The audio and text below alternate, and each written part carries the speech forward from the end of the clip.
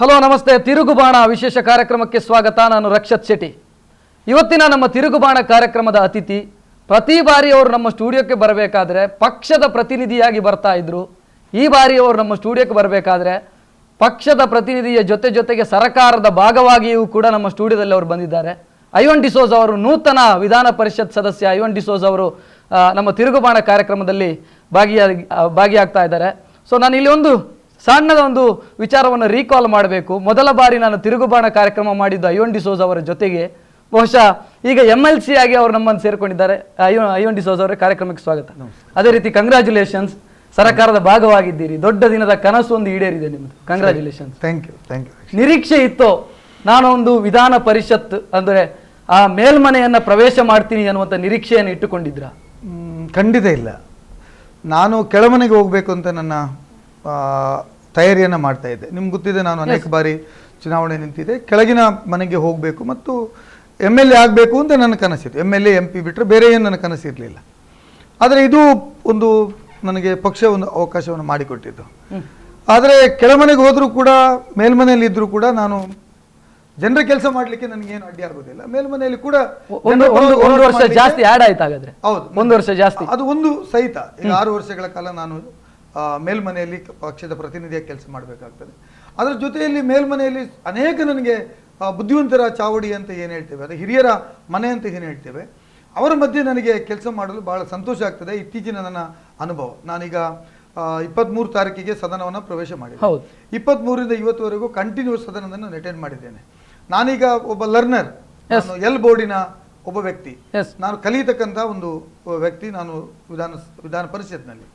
ಆದರೆ ವಿಧಾನ ಪರಿಷತ್ನಲ್ಲಿ ಹೋದ ಕೂಡಲಿಂದ ಇವತ್ತಿನವರೆಗೆ ಒಂದೇ ಒಂದು ಅರ್ಧ ಗಂಟೆ ಕೂಡ ನಾನು ಅಧಿವೇಶನದಲ್ಲಿ ಭಾಗವಹಿಸುವಂತ ತಪ್ಪಿಸಲಿಲ್ಲ.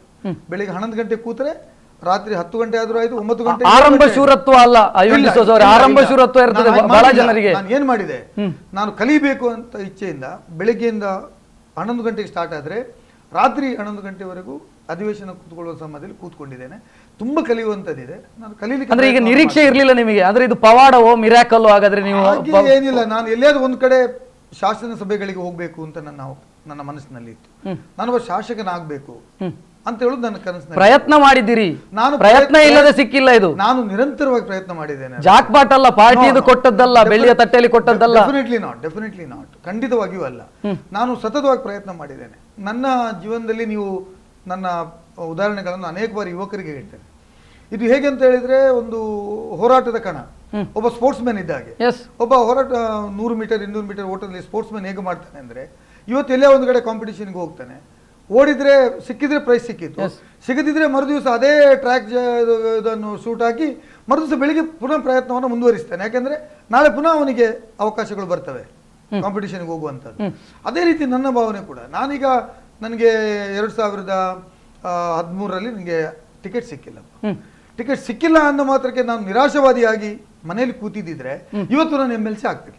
ಖಂಡಿತ. ಎಸ್ ಐವನ್ ಡಿಸೋಜ್ ಅವರೇ, ನನಗೆ ಇಲ್ಲಿ ಪ್ರಶ್ನೆಗಳಿರುವಂಥದ್ದು, ಬಹಳ ಜನ ಕೇಳ್ತಾ ಇರುವಂಥದ್ದು ಕೂಡ ಅದೇ.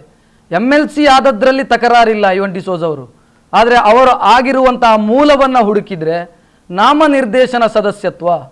ಐವನ್ ಡಿಸೋಜ್ ಅವರೇ, ಬಹುಶಃ ನೀವು ವಕೀಲರು, ನಿಮಗೆ ಗೊತ್ತಿರುವಂಥ ವಿಚಾರ. ನಾಮನಿರ್ದೇಶನ ಸದಸ್ಯತ್ವ ಅನ್ನುವಂಥದ್ದು ಕಲೆ, ಸಾಹಿತ್ಯ, ಸಮಾಜದಲ್ಲಿ ಗಣನೀಯ ಸಾಧನೆ ಮಾಡಿದವರಿಗೆ ಇರುವಂಥ ಒಂದು ವಿಚಾರ. ಅದನ್ನು ನೀವು ಗ್ರ್ಯಾಪ್ ಮಾಡ್ಕೊಂಡ್ರಿ. ಅದು ಆ ರೀತಿಯ ಚಿಂತನೆ ಇಲ್ವೇ ಇಲ್ಲ. Article 171 of the constitution of India ಏನು ಹೇಳ್ತದೆ ಅಂತ ಹೇಳಿದ್ರೆ, ಮೇಲ್ಮನೆಯಲ್ಲಿ ಸರ್ಕಾರದ ಪ್ರತಿನಿಧಿಗಳಾಗಿ ಆಗಿರಬೇಕು ಅಂತ ತೀರ್ಮಾನ ಮಾಡ್ತದೆ.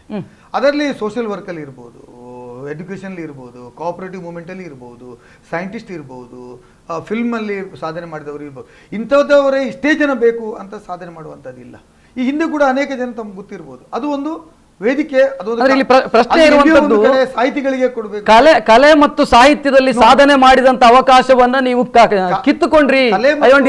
ಕಲೆ ಮತ್ತು ಸಾಧನೆ ಮಾಡಿದವರಿಗೇನೆ ಕೊಡಬೇಕು ಅಂತ 171 ಆಫ್ ದಿ ಕಾನ್ಸ್ಟಿಟ್ಯೂಷನ್ ಕಾನೂನಲ್ಲಿ ಇಲ್ಲ, ಸಂಪ್ರದಾಯ ಆರ್ಟಿಕಲ್ ಹೇಳುವುದೇ ಇಲ್ಲ. ನಮ್ಮ ವಿಧಾನ ಪರಿಷತ್ನ ಸಂಪ್ರದಾಯ ಇರ್ತದೆ. Social work is also a field where you can accommodated in the academic. ಇದು ಕೌನ್ಸಿಲ್ಗೆ ಸದಸ್ಯನ ಮಾಡಬಹುದು ಅಂತ ಹೇಳ್ತಾ ಇದೆ. ತಮ್ಮ ವಾದ ಏನಂದ್ರೆ, ಕೌನ್ಸಿಲ್ಗೆ ನಮ್ಮಲ್ಲಿ ಕೂಡ ಫಿಲ್ಮ್ ಆಕ್ಟರ್ಗಳನ್ನು ಮಾಡಿದ್ದೇವೆ, ಎಜುಕೇಷನಿಸ್ಟ್ ಅನ್ನು ಮಾಡಿದ್ದೇವೆ, ಸೋಷಿಯಲ್ ವರ್ಕರ್ನ ಮಾಡಿದ್ದೇವೆ. ಸೊ ಅನೇಕರಿಗೆ ಅವಕಾಶಗಳನ್ನು ಅಂದ್ರೆ ಇಲ್ಲಿ ಪ್ರಶ್ನೆಗಳಿರುವಂತದ್ದು ರಾಜಕೀಯ ಪುನರ್ವಸತಿ ಕೇಂದ್ರ ಆಗ್ತಾ ಇದೆ ನಾಮನಿರ್ದೇಶನಕ್ಕೆ ಸದಸ್ಯತ್ವ ಅನ್ನುವಂಥದ್ದು. ರಾಜಕೀಯ ಪುನರ್ವಸತಿ ಕೇಂದ್ರ ಅಂತ ಹೇಳುವುದಕ್ಕಿಂತ ಬದಲಾಗಿ ಒಂದು ರಾಷ್ಟ್ರೀಯ ಪಕ್ಷವನ್ನು ಕಟ್ಟಬೇಕಂತ ಅನಿವಾರ್ಯತೆ ಇದೆ. ಪಕ್ಷದಲ್ಲಿ ಎಲ್ಲರಿಗೂ ಚುನಾವಣೆ ನಿಲ್ಲಕ್ಕೆ ಅವಕಾಶಗಳಾಗುವುದಿಲ್ಲ. ಕೆಲವರು ನಿಲ್ತಾರೆ, ಅಲ್ಲಿ ಗೆಲ್ಲಿಕ್ಕೆ ಪಕ್ಷ ರಾಜಕೀಯ ಮತ್ತು ನೈತಿಕತೆ ಈ ಎರಡರಲ್ಲಿ ನೀವು ಪಕ್ಷ ರಾಜಕೀಯವನ್ನು ನಿಮ್ಮ ಪಾರ್ಟಿ ಚೂಸ್ ಮಾಡಿದೆ ಹಾಗಾದ್ರೆ? ಹಾಗೆ ನೈತಿಕತೆ ಮತ್ತು ಪಕ್ಷ ಈಗ ನಿಮ್ಮ ಅರುಣ್ ಜೇಟ್ಲಿ ಅವರು ಫೈನಾನ್ಸ್ ಮಿನಿಸ್ಟರ್ ಸೆಂಟ್ರಲ್ ಅವರು MP ಚುನಾವಣೆ ನಿಂತರು, ಸೋತರು. ಈ ರಾಜ್ಯಸಭಾ ಮೆಂಬರ್ ರಾಜ್ಯಸಭಾ ಅವರಿಗೆ ಇಲ್ಲಿ ಫೈನಾನ್ಸ್ ಮಿನಿಸ್ಟರ್ ಮಾಡಿದ್ರು. ನನ್ನ ಪ್ರಶ್ನೆ ಇರುವಂತದ್ದು ಅದು ಪೊಲಿಟಿಕಲ್ ಐವನ್ ಅವರು ಇಲ್ಲಿ ಪ್ರಶ್ನೆ ಇರುವಂತದ್ದು, ಐವನ್ ಅವರು ವಿಧಾನಸಭೆಯಿಂದ ವಿಧಾನ ಪರಿಷತ್ತಿಗೆ, ಪದವೀಧರ ಕ್ಷೇತ್ರದಿಂದ ವಿಧಾನ ಪರಿಷತ್ತಿಗೆ ಈ ರೀತಿ ಆಯ್ಕೆ ಆದ್ರೆ ಸಮಸ್ಯೆ ಇರ್ತಾ ಇರಲಿಲ್ಲ.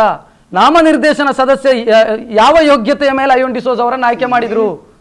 ವಿಧಾನಸಭೆ ನೀವು ಮಾತ್ರ ಅಲ್ಲ, ಇಕ್ಬಾಲ್ ಅಹಮದ್ ಸರಡಗಿ ಆಗಿರಬಹುದು, ಅಬ್ದುಲ್ ಜಬ್ಬಾರ್ ಆಗಿರಬಹುದು. ವಿಧಾನಸಭೆಯಿಂದ ವಿಧಾನ ಪರಿಷತ್ತಿಗೆ ಹೋಗತಕ್ಕಂತ ಅವಕಾಶಗಳು ಅದು ಬರೇ ಒಂದು ಒಂದು ಒಂದು ಸೆಕ್ಟರ್ ಮಾತ್ರ, ಒಂದು ವಿಚಾರಗಳು ಮಾತ್ರ, ಅದು ಒಂದು ಕ್ಷೇತ್ರಗಳು ಮಾತ್ರ. ಇದರಲ್ಲಿಯೂ ಕ್ಷೇತ್ರಗಳಿದ್ದಾವೆ. I am a full time social worker. I being an advocate, I have given a service to the people. ನೀವು ಆಕ್ಟಿವ್ ಪೊಲಿಟಿಷಿಯನ್ ಆಗಿರ್ಬೋದು, ರಾಜಕಾರಣಿಗಳು ಆಗಬಾರ್ದು ಅಂತ ಎಲ್ಲಿಯೂ ಇಲ್ಲ. Everybody is a politician. Political thinking ಪ್ರತಿಯೊಬ್ಬರ ಹತ್ರ. ಆದ್ರೆ ನೀವು ರಾಜ್ಯಪಾಲರು ಈ ಹಿಂದೆ ಇದಕ್ಕೆ ಆಕ್ಷೇಪ ಮಾಡಿದಂತ ಉದಾಹರಣೆ ಇದೆ.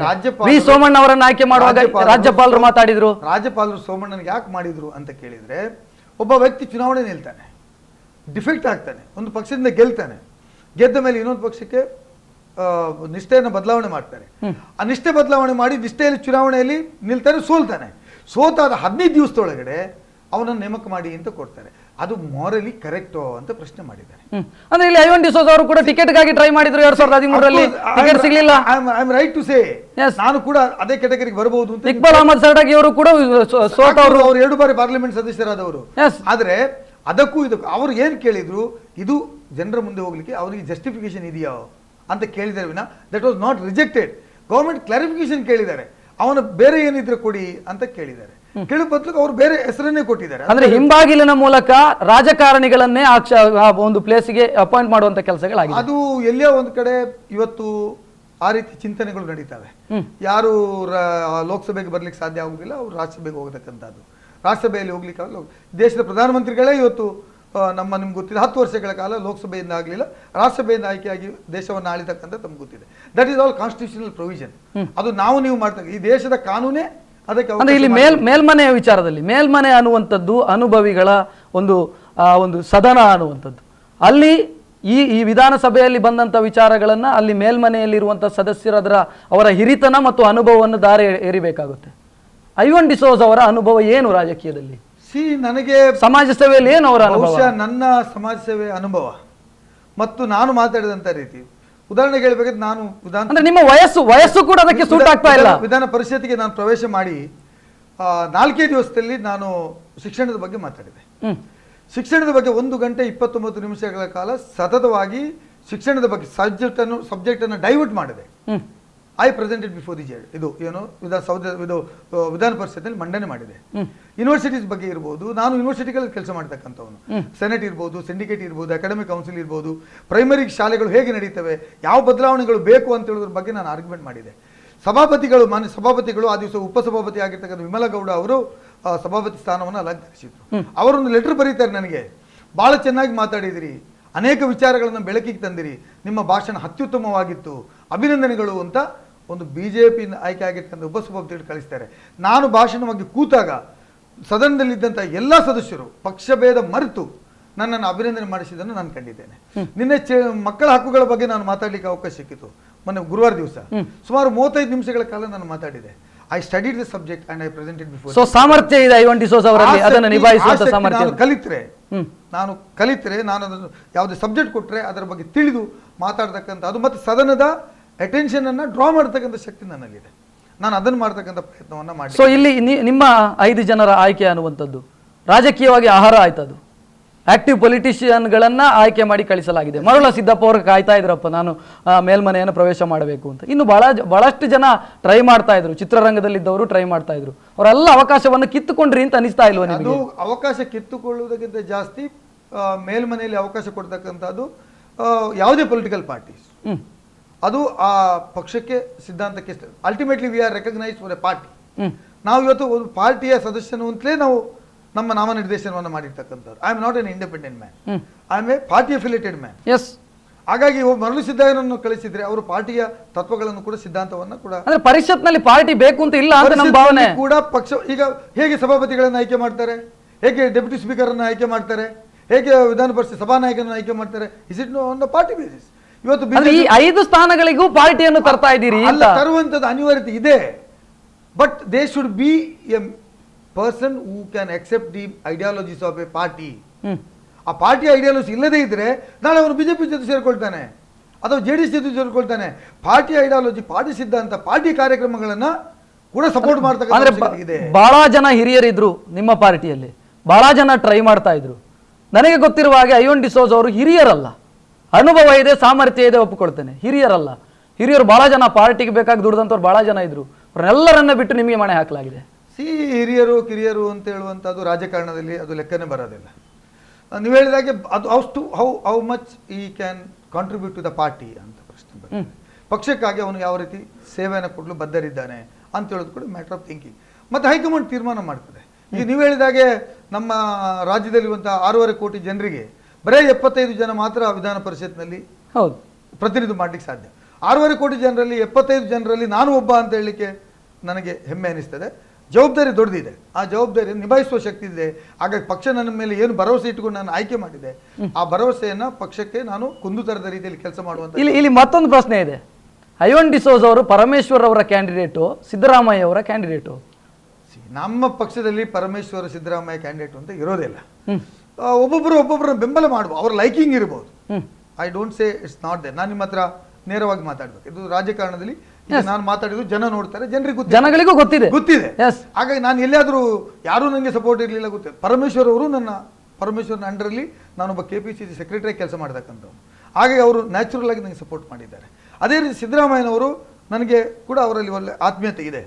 ಸಿದ್ದರಾಮಯ್ಯನವರು ಒಬ್ಬ ಕ್ರಿಶ್ಚಿಯನ್ ಸಮುದಾಯಕ್ಕೆ ಕೊಡುವುದು ಅಂತ ಪ್ರಶ್ನೆ ಬಂದಾಗ, ಅದು ಕ್ರೈಸ್ತ ಸಮುದಾಯಕ್ಕೆ ಕೊಡುವುದಾಗಿದ್ರೆ ಅದು ಐವನ್ ಈಸ್ ಎಲಿಜಿಬಲ್ ಇದ್ದಾನೆ, ಮಾತಾಡ್ತಾನೆ, ಅವನಿಗೆ ಕೊಟ್ಟರೆ ಎಲ್ಲ ಸಮುದಾಯದವರಿಗೆ ಅರ್ಥನೆ. Ivan is not only a Christian leader, is a leader of all the communities ಅಂತ ಹೇಳುವಂತ ನಮಗೆ ಸಿಗ್ತಾ ಇರುವಂತ ರಾಜಕೀಯ ವರದಿಗಳ ಪ್ರಕಾರ ಐವನ್ ಅವರ ಪರವಾಗಿ ನಿಂತದ್ದು ಸಿದ್ದರಾಮಯ್ಯ, ಪರಮೇಶ್ವರ್ ಅವರ ಕ್ಯಾಂಡಿಡೇಟೇ ಬೇರೆ ಇದ್ರು, ಮಾರ್ಗರೆಟ್ ಆಳ್ವ ಅವರ ಮಗನನ್ನ ನಾಮಿನೇಟ್ ಮಾಡಬೇಕು ಅಂತ ಅವರು ಪ್ರಯತ್ನ ಮಾಡ್ತಾ ಇದ್ರು ಅನ್ನುವಂಥದ್ದು ಆಗಿರ್ಬೋದು. ಅವರ ಲೈಕಿಂಗ್ ಇರೋ ಅವರು ಕೂಡ ಮಾರ್ಗರೆಟ್ ಆಳ್ವ ಮಗ ಆದಿತ್ಯ ಆಳ್ವ ಕೂಡ ನನ್ನ ನಿವೇದಿತ ಆಳ್ವ ಕೂಡ ನನ್ನ ಫ್ರೆಂಡೇ. ನಾವು ಒಟ್ಟೊಟ್ಟಿಗೆ KPCCಯಲ್ಲಿ ಕೆಲಸ ಮಾಡ್ತಕ್ಕಂಥವ್ರು. ಅವರಿಗೆ ಕೂಡ ಅವಕಾಶಗಳಿತ್ತು. ಆದರೆ ಅವರದ್ದ ಅನುಭವ ನನ್ನ ಅನುಭವ ಒಟ್ಟಿಗೆ ನೋಡಿ ಅವ್ರು ಏನೋ ಒಂದು ತೀರ್ಮಾನಕ್ಕೆ ತೆಗೆದುಕೊಂಡು ನನ್ನ ಪಾರ್ಟಿ ಎಲ್ಲಾ ಲೀಡರ್ಗಳು, ಅದು ಆಗಿರ್ಬೋದು ಆಸ್ಕರ್ ಫರ್ನಾಂಡಿಸ್ ಅವರು, ಪೂಜಾರಿ, ಜನಾರ್ದನ್ ಪೂಜಾರಿ, ಅವರೆಲ್ಲ ಬಿಡಿ ಇಲ್ಲಿಯವರು ನಿಮಗೆ ಸಪೋರ್ಟ್ ಮಾಡ್ತಾರೆ, ಎಲ್ಲರೂ ನನಗೆ ಸಪೋರ್ಟ್ ಮಾಡಿದ್ದಾರೆ. ನಾನು ನ್ಯಾಷನಲ್ ಲೀಡರ್ಸ್ ನನಗೆ ಸಪೋರ್ಟ್ ಮಾಡದೇ ಇರ್ತಿದ್ರೆ ಈ ಅವಕಾಶಕ್ಕೆ ಹೋಗ್ಲಿಕ್ಕೆ ಸಾಧ್ಯ ಇಲ್ಲ. ಅಂದ್ರೆ ಇಲ್ಲಿ ಬಹಳ ಜನ ಹೇಳ್ತಾ ಇರುವಂತದ್ದು ಐವನ್ ಡಿಸೋಜ್ ಅವರು ಮತ್ತು ಸಿದ್ದರಾಮಯ್ಯ ಇಬ್ರು ಕೂಡ ಒಂದೇ ಮೂಲದಿಂದ ಬಂದಂತವರು, ಜನತಾ ಪರಿವಾರದ ಮೂಲ. ಸೊ ಐವನ್ ಡಿಸೋಜ್ ಅವರ ಆಯ್ಕೆ ಸುಲಭ ಆಗಿದೆ ಅನ್ನುವಂಥದ್ದು ಹೌದಾ? ಅದು ಜನತಾ ಪರಿವಾರದ ಮೂಲ ನನಗೆ ಕೊಟ್ಟುದರಲ್ಲಿ ನನ್ನ ಜಿಲ್ಲಾ ಮಂತ್ರಿಗಳು, ನಮ್ಮ ಜಿಲ್ಲಾ ಮಂತ್ರಿಗಳು ರಮನಾಥ್ ರೈ ಅವರು ಕಾಂಗ್ರೆಸ್ ಜನತಾದಳ ಮೂಲದವರಲ್ಲ, ಅವರು ಕಾಂಗ್ರೆಸ್ ಇಂದ ಬಂದವರು ಅಂತ ಎಣಿಸೋಣ. UT ಖಾದರ್ ಅಲ್ಲ, ಅಭಯ್ ಚಂದ್ರ ಜೈನ್ ಅಲ್ಲ, JR ಲೋಬೋ ಅಲ್ಲ, ಅಥವಾ ಬೇರೆ ನಮ್ಮ ಶಕುಂತಲ, ಎಲ್ಲ MLAಗಳು, ಎಲ್ಲ ಮಿನಿಸ್ಟರ್ಗಳು ನನಗೆ ಸಪೋರ್ಟ್ ಮಾಡಿದ್ದಾರೆ. ವಿನಾಯಕ್ ಮಸೂರಕ್ಕೆ ನನಗೆ ಸಪೋರ್ಟ್ ಮಾಡಿ, ಪ್ರಮೋದ್ ಮಾಡಿದ್ದಾರೆ, ಪೂಜಾರಿ ಅವರು ಮಾಡಿದ್ದಾರೆ, ಯಾರು ನಮ್ಮ ಬೈನೂರಿನ ಶಾಸಕರಾದ ಗೋಪಾಲ್ ಪೂಜಾರಿ ಅವರು ಮಾಡಿದ್ದಾರೆ. ಯಾರು ನನಗೆ ಸಪೋರ್ಟ್ ಮಾಡಿಲ್ಲ? ಈ ಜಿಲ್ಲೆ ಒಳಗಡೆ ಎಲ್ಲಾ ಚುನಾಯಿತ ಪ್ರತಿನಿಧಿಗಳು, ನಾಯಕರುಗಳು ಬಂದು CM ಹತ್ರ ಐವನ್ ಡಿಸೋಜ್ ಕ್ರಿಸ್ತ ಬಹಳ ಜನರ ಕಣ್ಣು ಕೆಂಪಾಗಿದೆ. ಜನತಾ ಪರಿವಾರದ ಮೂಲಕ್ಕೆ ಜಾಸ್ತಿ ಪ್ರಾಧಾನ್ಯತೆ ಸಿಗ್ತಾ ಇದೆ ಈ ಬಾರಿ ಪರಿಷತ್ನಲ್ಲೂ ಅದೇ ರೀತಿಯಾಗಿದೆ ಅನ್ನುವಂಥದ್ದು. ಅದು ಮಾತುಗೆ ಇರಬಹುದು, ನಮ್ಮಲ್ಲಿ ಆ ಚಿಂತನೆ ಇಲ್ಲ. Once he joined a Congress is always a Congress man. Congress ಸಿದ್ಧಾಂತವನ್ನ ಒಪ್ಪಿಕೊಂಡು ಯಾವ ಪಕ್ಷಕ್ಕೆ ಸೇರ್ತಾನೆ ಅವನು ಕಾಂಗ್ರೆಸ್ ನಾಯಕನಾಗ್ತಾನೆ, ಕಾಂಗ್ರೆಸ್ನ ಧ್ವನಿ ಆಗ್ತದೆ. ನಾನು ಕಾಂಗ್ರೆಸ್ಗೆ ಸೇರಿದ ಮೇಲೆ ಬಹುಶಃ ನಾನು 2002ನೇ ಇಸ್ವಿಯಲ್ಲಿ ಕಾಂಗ್ರೆಸ್ ಸೇರಿದೆ. ಕಾಂಗ್ರೆಸ್ ಸೇರಿದ ಮೇಲೆ 2004 ಇಸ್ವಿಯಲ್ಲಿ ನಂಗೆ ಟಿಕೆಟ್ ಕೊಡ್ಲಿಲ್ಲ, ಲ್ಯಾನ್ಸಿಲಾಟ್ ಪಿಂಟೋ ಕೊಟ್ಟರು, ನಾನು ಕೆಲಸ ಮಾಡಿದ್ದೇನೆ. 2008ರಲ್ಲಿ ನಂಗೆ ಟಿಕೆಟ್ ಕೊಟ್ಟರು, ನಾನು ಸೋತೆ, ನನ್ಗೆಲ್ಲರೂ ಕೆಲಸ ಮಾಡಿದ್ದಾರೆ. ಸೋತ ಮೇಲೆ 5 ವರ್ಷಗಳ ಸತತ ನಾನು ಕೆಲಸ ಮಾಡಿದೆ. JR ಲೋಬೋ ಟಿಕೆಟ್ ಕೊಟ್ಟರು, ನಾನು ಕೆಲಸ ಮಾಡಿದೆ, ಪಾರ್ಲಿಮೆಂಟ್ಗೆ ಕೆಲಸ ಮಾಡಿದೆ, ನಗರ ಪಾಲಿಕೆ ಚುನಾವಣೆಗಳಿಗೆ ಮಾಡಿದೆ, ಜಿಲ್ಲಾದ್ಯಂತ ನಾವು ಓಡಾಡಿದ್ದೆವು, ಕೆಲಸ ಮಾಡಿದೆವು. ಇಲ್ಲಿಯೂ ಒಂದು ಕಡೆ ನಾನು ಜನತಾದಳ, ಅವನು ಕಾಂಗ್ರೆಸ್, ಇನ್ನೊಬ್ಬನು ಅಂತ ನಾವು ಚಿಂತನೆ ಮಾಡಿ, ಅದು ನಮ್ಮಲ್ಲಿ ಇಲ್ವೇ ಇಲ್ಲ. Once he joined Congress, he is always a Congress. Yes, Ivan D'Souza ಅವರು ನಿಮ್ಮಲ್ಲಿ ಇನ್ನಷ್ಟು ಮಾತಾಡೋದಕ್ಕಿದೆ, ಅದಕ್ಕಿಂತ ಮೊದಲೊಂದು ಬ್ರೇಕ್ ಅನ್ನು ತೆಗೆದುಕೊಳ್ಳಬೇಕು. ಐವನ್ ಡಿಸೋಜ್ ಅವರು ಮಾತಾಡ್ತಾ ಇದ್ದಾರೆ, ಇನ್ನಷ್ಟಿದೆ ಕೇಳೋದಕ್ಕೆ. ಬಹುಶಃ ಮೊನ್ನೆ ತಾನೇ ಒಂದು ಬಿಸಿ ವಿಚಾರ, ಡೀಲ್ ನಡೆದಿರುವಂಥದ್ದು, ಪರಿಷತ್ ಚುನಾವಣೆಯಲ್ಲಿ ಡೀಲ್ ನಡೆದಿರುವಂಥದ್ದು ಸೊ ಪರಿಷತ್ ಸದಸ್ಯರಾಗಿರೋದ್ರಿಂದ ಅವರ ರಿಯಾಕ್ಷನನ್ನು ಪಡ್ಕೊಳ್ಬೇಕು. ಸೊ ಅವರು ಮೊನ್ನೆ ತಾನೇ ಆಯ್ಕೆ ಆದವರಾಗಿರೋದ್ರಿಂದ ಅದಕ್ಕೆ ಉತ್ತರ ಕೊಡ್ತಾರೆ ಅಂತ ನಾನು ಭಾವಿಸ್ತೇನೆ. ಸೊ ಈಗೊಂದು ಬ್ರೇಕ್ ನಂತರ ತಿರುಗುಬಾಣ ಮತ್ತೆ ಮುಂದುವರಿಯುತ್ತದೆ.